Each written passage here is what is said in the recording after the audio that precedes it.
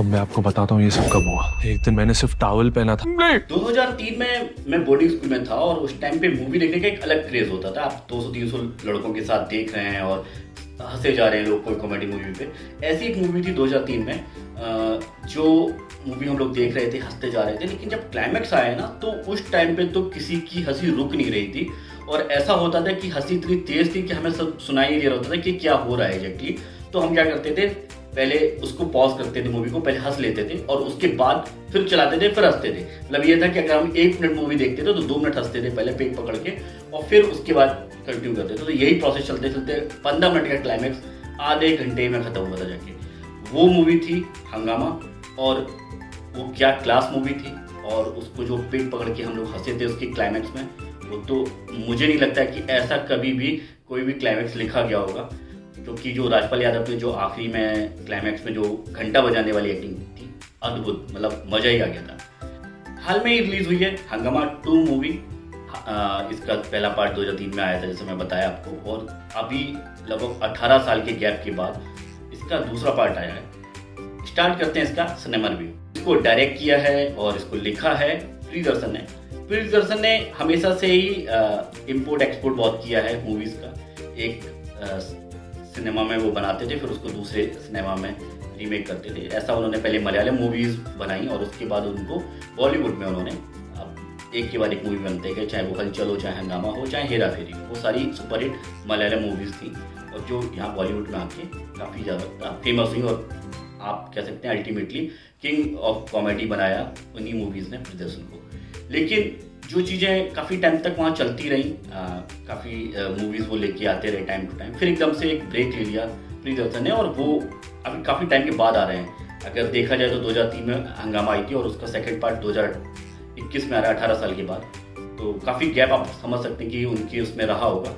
और यहाँ पे डायरेक्शन उनका वैसा ही रहा जैसा वो पहले करते रहे। जो चीज़ें थी वो रिफ्रेशिंग नहीं लग रही थी, ऐसा लग रहा था कि जो कॉन्सेप्ट है वो अभी भी 2003-2005 वाला ही चल रहा है। वो चीज़ों में थोड़ा सा इवोल्यूशन नहीं दिखा, क्योंकि कॉमेडी मूवीज़ का जोनर हमेशा से ही फेमस रहा है। और जब हंगामा 2 आई तो ऐसा लगा कि ये जो कॉन्सेप्ट है, जिस हिसाब से उसको डायरेक्ट किया गया, जिस हिसाब से दिखाया गया है, वो पुराने वाले प्रियदर्शन का कॉन्सेप्ट है। यहाँ पे लोगों को नए प्रियदर्शन की जरूरत थी, नए कॉन्सेप्ट की जरूरत थी, नया एक डायरेक्शन होता, नया कॉन्सेप्ट लेके आते तो शायद मुझे लग रहा ऑडियंस को ज़्यादा पसंद आता। क्योंकि यहाँ पे मुझे डायरेक्शन में कोई भी चीज़ ऐसी नहीं दिखाई दी जो हमने पहले कभी प्रियदर्शन की मूवी में नहीं देखी थी, या कुछ नया था। यहाँ सब कुछ वैसा ही था। इन्होंने जस्ट एक हंगामा 2 नाम रख दिया। वैसे तो मुझे लग नहीं रहा था कि एक तरीके से उसका ये सीक्वल है, क्योंकि स्टोरी में कुछ भी कंक्लूजन वाला नहीं था। लेकिन हाँ, फिर भी अगर उन्होंने उसके नाम से बनाया है तो मुझे वो सारी एलिमेंट्स नहीं दिखाई दिए जो एक प्रियदर्शन की मूवीज़ में हुआ करते थे, और ऑडियंस को वो इंगेज करते थे, इंटरटेन करते थे और पेट फाड़ के हंसाते थे। वो सारी चीज़ें मुझे यहाँ पे नहीं दिखाई दी। स्टोरी लाइन की बात करते हैं। स्टोरी जैसे मैं बोला कि इसके डायलॉग्स अनुकल्प गोस्वामी ने लिखे हैं, स्क्रिप्ट खुद प्रियदर्शन ने लिखी है। स्क्रिप्ट में बहुत सारे झोल थे। मतलब पहली चीज़ ये कि जो पूरी मूवी घूम रही है, जिस शहर में घूम रही है, उस शहर का नाम शुरुआत से आखिरी तक कहीं किसी ने लिया ही नहीं। स्टार्टिंग होती है, एक लड़की एक छोटे से बच्चे को लेकर उतरती है, किस स्टेशन में उतरती है किसी को नहीं पता। फिर उसके बाद वो उस शहर की कहीं बात ही नहीं होती। ऐसा लग रहा था कि वो क्लाइमैक्स में कुछ छिपा के रखे हैं, मुझे यही लगता रहा। लेकिन क्लाइमैक्स में आके भी उन्होंने कहीं एक्सपोज नहीं किया। वो तो अच्छा था कि मैंने नंबर प्लेट पढ़ के समझ में आया, अच्छा ये तो हिमाचल के किसी शहर की कहानी दिखाने। वो चीज़ पता नहीं क्यों ऐसा उनके स्क्रिप्ट राइटर ने ऐसा सजेस्ट किया, और खुद उन्होंने सोचा कि नहीं, नाम नहीं एक्सपोज करते हैं। दूसरी चीज़, कैरेक्टर का इंट्रोडक्शन बहुत अच्छा नहीं था। समझ में नहीं आता कि कौन क्या है। जैसे कि जो जेलर है यानी कि आशुतोष राणा, उनकी बेटी है, लेकिन बेटी वो समझ में नहीं आता कि वो कौन है। मतलब आपको बहुत दिमाग लगाना पड़ता है, अच्छा ये इसकी बेटी है, ये इनका बेटा है। फिर कोई एक कहानी उनके बड़े बेटे की जो यूएस में रह रहे हैं और अपनी वाइफ के साथ कोई बिजनेस चला रहे हैं। वो चीज़ बहुत ही क्रिस्टल क्लियर नहीं थी। चीज़ें क्लियर आपको समझना पड़ा तो दिमाग लगाना। कॉमेडी मूवी में अगर आप दिमाग लगाएंगे तो फिर बेकार है। कॉमेडी मूवी का मतलब है आपको कम से कम दिमाग लगाना है और बहुत ज़्यादा से ज़्यादा हंसना है। तीसरी चीज़, जैसे मैंने बोला कि जैसे उनका बड़ा भाई आता है और फिर वो लोग कहते हैं नहीं सब कुछ सेटल हो गया, मैंने उस लड़की से बात कर ली, वो पैसे चाह रही थी, मैंने पैसे उसको दे दिए। लेकिन ऐसा कहीं कुछ होता ही नहीं है, वो लड़की का कुछ और डिमांड होता है और वो कुछ और ही बताते हैं। तो ऐसा लग रहा था जैसे सिंक में नहीं है स्टोरी, किसी स्क्रिप्ट में किसी एक का आधा हिस्सा किसी ने लिखा, आधा हिस्सा किसी और ने लिखा, तो वो चीज़ें कहीं से कंबाइन नहीं हो रही, कहीं से वो एक फ्लो में नहीं आ रही। वो बहुत बड़ा ड्रॉबैक था। तो स्क्रिप्ट इसका बहुत बड़ा वीक पॉइंट था, जिस वजह से ये मूवी उतनी खास नहीं बन पाई जितनी लोग उम्मीद कर रहे थे कि अरे वाह किंग ऑफ कॉमेडी वापस आ रहे हैं और बहुत कुछ लेके आएंगे, बहुत कुछ मजा आएगा। पुराने सारे खिलाड़ी लेके आए वो, लेकिन स्क्रिप्ट ने पूरा डुबो दिया, सत्यानाश कर दिया। अब बात करते हैं परफॉर्मेंस की। तो परेश रावल ने पहले भी राधेश्याम तिवारी का रोल प्ले किया था, पैसे वाले बने हुए हैं, और अंजलि उनकी वाइफ होती है। यहाँ पे अंजलि को बदल दिया गया है, अंजलि यहाँ पे शिल्पा शेट्टी होगी। अब की बार परेश रावल इसकी लीड रोल में नहीं है, वो साइड रोल में है। पिछली बार उनका लीड रोल टाइप का आप लोग कह सकते हैं, इस बार वो साइड लाइन कर दिए गए थोड़े से। और उनकी जिस हिसाब से उनके डायलॉग्स और जिस हिसाब से पंचेस थे वो ठीक थे, लेकिन मुझे लग रहा है कि उन डायलॉग्स में कुछ और पंचेस होने चाहिए थे और कुछ आपको हंसी आने वाले डायलॉग्स होने चाहिए थे। थोड़ा सा कम मजा आया उनकी जो भी डायलॉग्स रहे उनमें बहुत मजा नहीं आया। अगर देखा जाए तो लीड रोल में आशुतोष राणा कह सकते हैं जो जेलर साहब हैं, उनकी परफॉर्मेंस में आशुतोष राणा के साथ प्लस क्या है कि वो बहुत एग्रेसिव रोल, बहुत गुस्से वाले रोल, एंग्री वाले रोल बहुत अच्छे करते हैं, लेकिन वो शायद कॉमेडी वाले रोल में जम नहीं रहे थे। अब एक तो दिक्कत ये होगी कि लीड रोल थोड़ा सा उनके पास पहुंच गया और वो कॉमेडी उतनी अच्छी कर नहीं पा रहे थे। तो जब भी वो कॉमेडी वाले सीन्स आते थे ना तो बहुत कंफर्टेबल नहीं होते थे, ऐसा लग नहीं रहा था कि वो बहुत अच्छी कॉमेडी कर पा रहे। चलिए इनके बाद बात करते हैं मीज़ान जाफरी, जो जावेद जाफरी के बेटे हैं। मलाल मूवी से उन्होंने डेब्यू किया था, संजय लीला बंसाली की मूवी थी वो, और वो कुछ खास कर नहीं पाए उस मूवी में।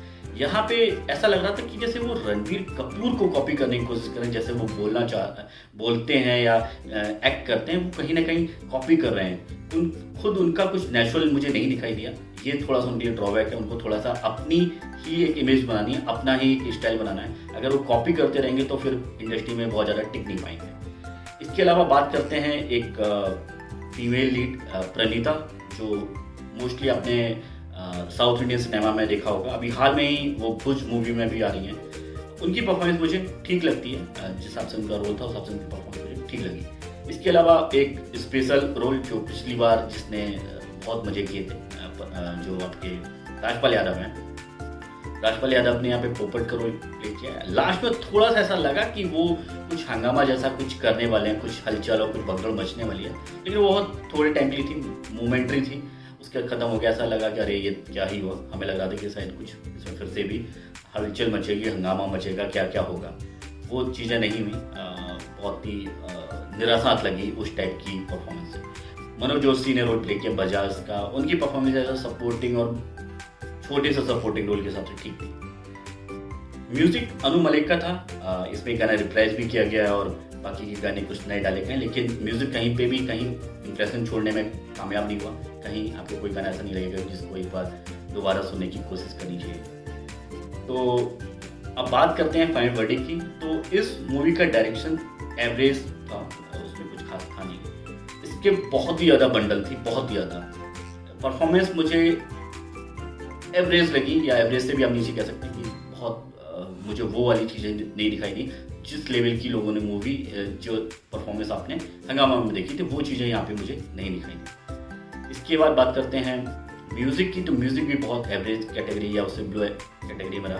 कहीं पे भी कोई भी गाना ऐसा नहीं था जो मुझे लगे बहुत अच्छा है, बहुत ही अच्छा सूट कर रहा है इसकी स्टोरी लाइन को, कहीं पे भी। अब सजेशन में मैं यही कहूँगा कि जिस प्लेटफॉर्म पे आप देखने जा रहे हैं हंगामा 2, अगर आपने नहीं देखी है तो हॉटस्टार पे ही आपको हंगामा 1 मिल जाएगी, हंगामा के नाम से मिलेगी आपको। वो आप देखिए अपनी फैमिली के साथ। अगर आपने देख भी रखी है कितने बार भी, 10 बार 20 बार, फिर भी आप उसको एक बार देख सकते हैं। लेकिन मैं फिर भी कहूँगा इस मूवी को बिल्कुल मत देखिए। सरदर्द मूवी में जैसे बोला हूँ कि कॉमेडी मूवी में अगर आपको सर दर्द हो जाए तो बहुत ही बुरा हाल होता है आपका। तो ये तो हो गया फाइनल वर्डिक्ट। अब बात करते हैं इसकी रेटिंग की। तो मैं इसे देता हूँ 1 स्टार 5 में से। जल्दी आऊँगा अगला सिनेमा रिव्यू लेकर, तब तक के लिए सतर्क रहें, सुरक्षित रहें। इसका कहना है कि तुम दोनों कॉलेज में एक दूसरे से प्यार करते थे और ये बच्ची तुम्हारी है। क्या मेरी बच्ची? हाँ। ये झूठ बोल रही है। मैं झूठ नहीं बोल रही हूँ। इसकी सवाल ना कि हम दोनों साथ में पढ़ते थे, मेरा इससे और कोई रिश्ता नहीं, और ये प्राणी मेरा नहीं है, मां कसम। आपको पता नहीं तिवारी जी मेरा क्या हाल है, अगर हो सके तो आप भी मेरी मदद कीजिए ना इससे बाहर निकलने में।